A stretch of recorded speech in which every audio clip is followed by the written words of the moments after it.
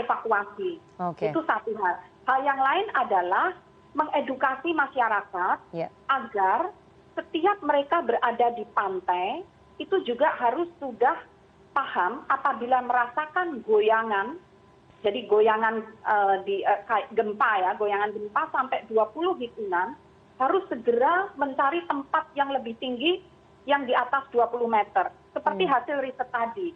Karena apa? Kalau menunggu peringatan dini BMKG bisa terlambat.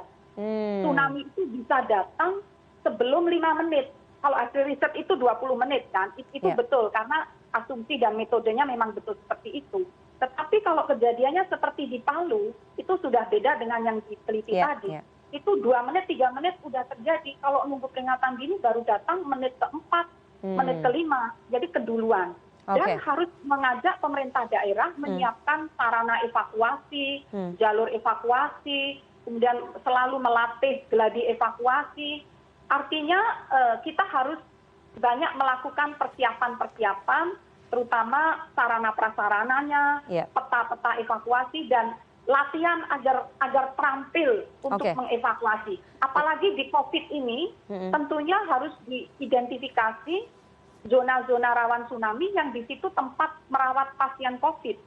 Sehingga semestinya itu harus dipikirkan kalau terjadi sesuatu evakuasinya bagaimana, harus menjaga jarak dan seterusnya. Demikian.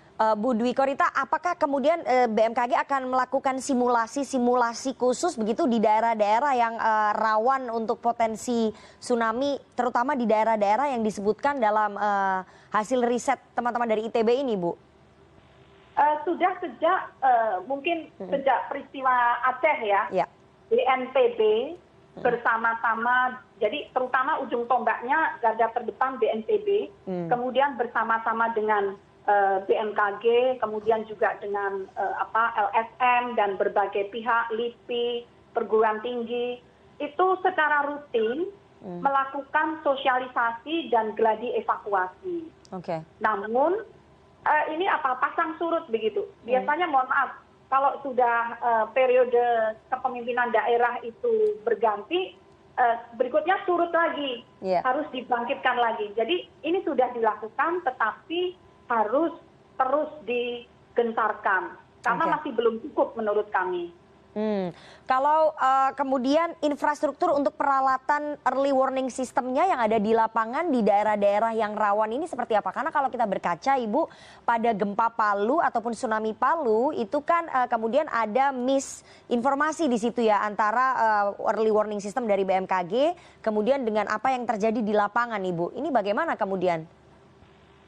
Kalau peristiwa gempa Palu, early warning system BMKG itu dikirimkan dalam menit ke-4 lebih 30 detik. Tetapi tsunami-nya datang lebih dahulu. Itu menit kedua sampai menit ke-3. Jadi saat early warning system itu dikirimkan, tsunami sudah hampir selesai. Jadi itu gap-nya. Jadi memang di dunia ini belum ada satu teknologi pun yang bisa memberikan peringatan dini 2 menit. Nah, ini kami sedang meningkatkan inovasi untuk berkejaran dengan tsunami agar mampu memberikan peringatan dini 2 menit.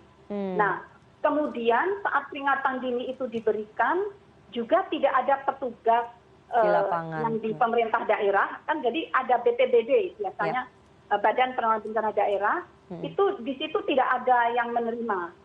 Mungkin karena sudah terjadi gempa, sehingga namanya gempa kan semua panik, pada lari kan. Jadi kemungkinan itu. Jadi hal-hal ini yang sedang kami siapkan untuk diantisipasi lanjut. Semacam itu. Kemudian proses sosialisasinya kepada pemerintah daerah dan juga kepada masyarakat, karena kan tadi Ibu mengatakan tidak ada alat yang bisa mendeteksi lebih cepat begitu ya pada kenyataannya, dan itu sedang dikembangkan. Tapi kan sambil menunggu alat itu bisa ada untuk mendeteksi lebih cepat, harus ada sosialisasi yang lebih masif kepada masyarakat dan juga pemerintah daerah apa yang harus dilakukan supaya bisa lebih waspada dan kemudian melihat situasi realnya di lapangan, Ibu. Betul sekali. Kebetulan BMKG ini kan ada di seluruh provinsi di Indonesia. Jadi ada BMKG daerah dan maksudnya di tingkat provinsi dan ada juga di tingkat kabupaten. Sehingga melalui agen-agen BMKG di provinsi dan kabupaten, kami kerahkan untuk melakukan koordinasi dan sosialisasi dengan pemerintah daerah, terutama partner kami adalah Badan Penanggulangan Bencana Daerah yang di bawah koordinasi BNPB. Itu terus dilakukan. Tetapi terus terang saja, geladi evakuasinya ini masih, menurut kami masih harus ditingkatkan. Jadi kalau hanya sosialisasi sih sudah ya, tetapi latihannya ini loh. Nah, karena untuk latihan ini harus disiapkan dulu jalur evakuasinya. Jadi kami mendorong pemerintah daerah untuk menyiapkan jalur evakuasi, tempat evakuasi, shelternya, dan peta-peta evakuasinya. Ini sedang berproses. Ya, terakhir Ibu, apa yang bisa BMKG sarankan dan juga himbau kepada masyarakat supaya tidak panik dengan adanya hasil riset ini kan memang membuat kita harus lebih waspada. Tapi supaya tidak menimbulkan kepanikan di tengah masyarakat, di tengah pandemi COVID-19 ini, waspada harus berjalan, tapi kepanikan juga tidak boleh terjadi begitu. Apa yang bisa BMKG sarankan, Ibu Dwi Korita? Sebetulnya dengan hasil riset tersebut itu memberikan gambaran yang lebih jelas. Sebelum riset 2014 kita nggak bisa membayangkan ini tsunami mau seberapa tinggi, mau 100 meter, 50 meter, tapi kan ternyata 20 meter. Jadi kita bisa menyiapkan sarana prasarana apa yang harus ada apabila tsunami itu datang. Misalnya ditanam vegetasi, pohon-pohon sepanjang pantai dihijaukan dengan mangrove atau dengan pohon-pohon yang dapat menahan laju air. Kemudian jalur evakuasi disiapkan, masyarakat dilatih, shelter disiapkan, masyarakat dilatih bagaimana untuk berjalan atau berlari dari tempat mereka menuju tempat evakuasi. Dan yang paling penting itu tata ruang. Kalau tata ruang itu kita biarkan berkembang, mepet semuanya ke pinggir pantai, ini kan membahayakan yang tinggal. Jadi sebaiknya diatur ada zona sempadan pantai. Dalam jarak misalnya 200 atau 500 meter, baru bisa ada pemukiman atau di sebelumnya ada taman atau tempat-tempat yang hijau, baru rumah-rumah. Demikian.